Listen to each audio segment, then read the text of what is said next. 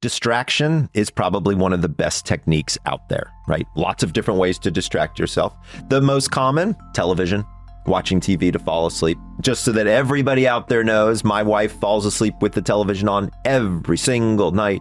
TV is on all night long, usually, and I'm the sleep doctor, okay? It all depends upon what you can adapt to and what works for you. For her, she's watching an old episode of Seinfeld because it's just enough to keep her attention away from what she calls monkey mind, right? Which is like going over what happened today, what's going on with my son, what's going on with my daughter, what's going on with this.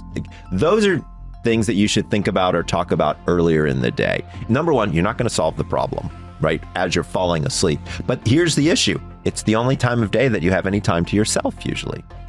So oftentimes what I'm asking people to do is, hey, can you take a break after dinner for 15 minutes and just jot down like a worry journal? Like, here are the things that I usually think about right before bed.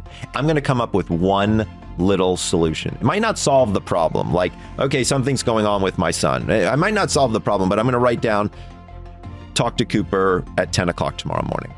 That's just a step in the right direction. It lowers my anxiety, allows me to now go to bed, not necessarily with a bunch of to-dos on my brain, right? So that's one way, is kind of clear that brain space. Other things to do is flat out distraction techniques. One of my favorites is to count backwards from 300 by threes.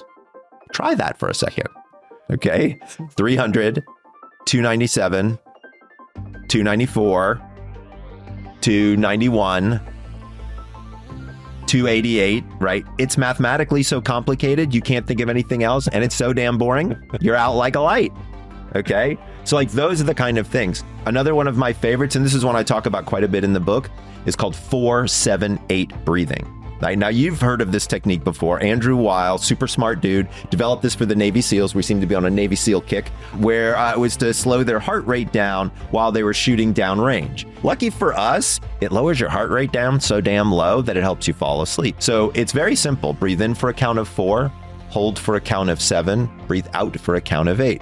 Now, at first, it's not so easy to do this. So what I tell people is try the 4-5-6 version first, and then graduate to the 4-7-8 over time. But that's one of the breathing techniques that I talk about in the book, and how we can utilize breath. Like, here's a perfect example of how do we utilize breath to activate the parasympathetic nervous system to help calm us down and relax us before bed.